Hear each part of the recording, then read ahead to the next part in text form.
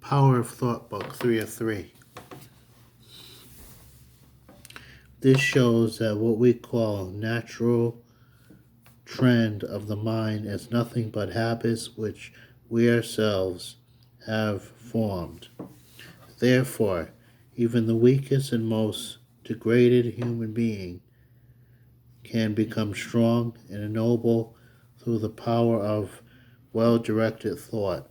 The same force which once dragged him down becomes its means of his regeneration. By right thinking, a man can free himself from bondage, disease, and imperfection. And through wrong thinking, he creates fetters for himself. By constantly thinking what we are pure, that we are pure, that we are children of God, we become so. And this is one of the great lessons that is given to the world and by the teachers of India. From the immemorial sages have declared that if man desires to be liberated from bondage, he must awaken in him the power of the right thought. Let him feel hopeful, for he has something within which is mighty. Let him not think that he is weak, that he is a weak person or a sinner. Dwelling on the blunders he had committed out of weakness or ignorance will not help, even if he had done something wrong in his life. It would be better for him to forget it and start doing right things afresh. That is the only way he can counteract and deflect the defects and go onward. Let him give an ideal to focus his thought on, and then when he has learnt to concentrate all forces on that ideal, he will soon rise above present weakness, for all weakness are a result of dispensation and misuse of energy. There are 4 kinds of help which we render to our fellow beings. We may give a needy man food, clothes, money, but his needs will keep arising. Next, we may provide secular education. Education opens a man's eyes and teaches him how to take care of himself, to give him knowledge. Even secular knowledge is a great thing. The third form of help is to save a man's life. This may seem to be the greatest help, but death will seize him at any moment. The fourth and highest help is to teach a man to control and direct his own thoughts properly, so that he may gain understanding and wisdom, for this will save his soul. The first 3 forms of help are unquestionably good, but the only permanent help is to guide people to gain mastery over their powers, because they can stand on their own 2 feet and work out their salvation. The secret of success, health, and happiness lie in the power of concentration. And now here is need felt more keenly in the Western world today. What is the cause of many nervous disorders that are felt among people? It is because they work too much. No, it is the amount of their work. It is the misdirection of their energies. It is the lack of proper control over the mind and body, which at present is killing everyone little by little. Work by itself can exhaust us, cannot make us restless and unhealthy. It is misdirected activity that does. We do not know how to do our activities properly, how to protect ourselves from our own undisciplined thoughts. What we need is not so much to lessen our activities as to gain habit of controlling our minds, and through our minds over all forces. Thus, however, cannot be accomplished in a day or by chance, nor can be given by another. It can be acquired only by ourselves gaining regular practice. In the Gita, when Arjuna, the disciple, says, "This wisdom which has been declared by you as even mindedness, I do not see the possibility of it lasting existence because the restlessness of the mind," the Lord replies. "It is true that the mind is restless and difficult to control, yet through constant practice and disposition it can be subdued, but the wisdom is undoubtedly difficult to attain by one uncontrolled nature.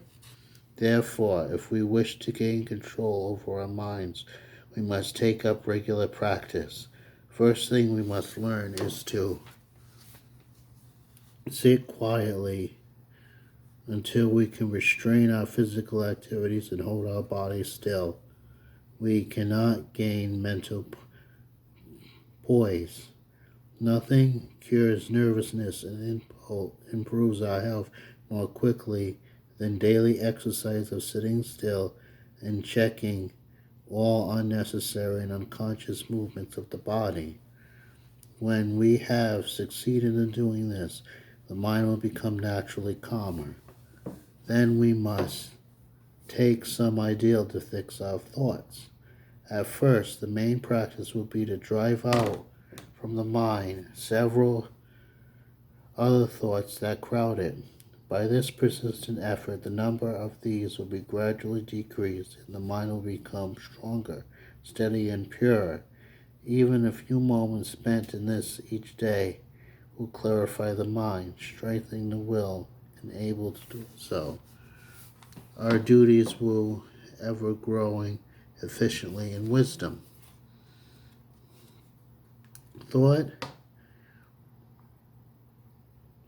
is such a mighty factor in our daily living. One single thought in the morning can fill a whole day with sunshine and joy, or with gloom and depression. All our powers and all our weaknesses come from this source. Each of us creates a world of our own, which is but a reflection of our own thoughts. It is our own mental attitude which inspires love or hatred in those we meet. Every thought of love we send is a sure awakening that a thought of love in response. It's so too every unloving thought. Also, each of our thoughts unites with the great cosmic currents of thoughts, intensifying our individual state of mind. All the results we attain are according to our thoughts.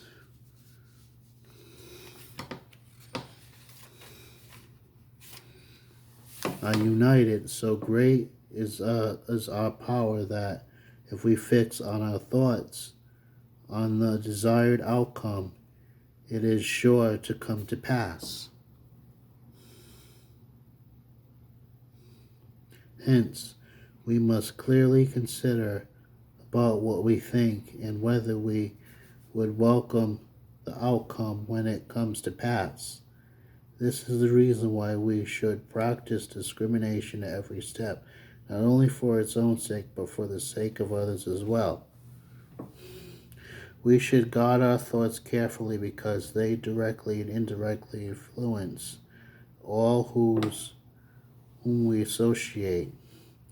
We may refuse to acknowledge the saying, "I have no responsibility for anyone else," but no one can come into contact with us without being affected by our state of mind.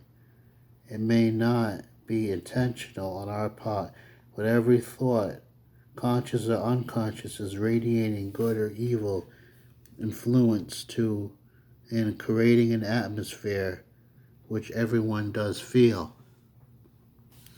However, it is not enough to merely discover this power within us. We must also find what it is, from whence it came from, and whence it is. Unless we understand these, we cannot use it intelligently. It is dangerous so long as to use the hands of one who is limited and ignorant, for infinite power in the finite hands is always dangerous, but must trace it back to its source. We must realize that our little minds are actually part of a great universal mind, that the thoughts impel and shape our lives in reality in one of a mighty current of a cosmic thought. We may use it independently to small ends, to gain health, mental power, success, but when it is united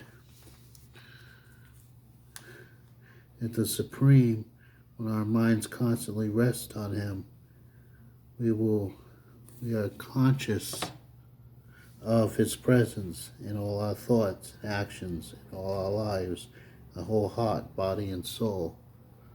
We become instruments of His hands only when we do gain possession of His power in fullest measure.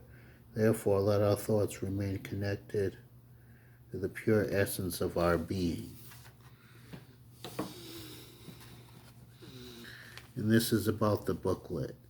Nothing is more potent to mold human life than thought. The use or abuse of the force determines the destiny of man. When the thought is properly controlled or directed, it lifts him higher and higher. When it is ill controlled, it drags him down and bars his growth. For verily, man is what he thinks.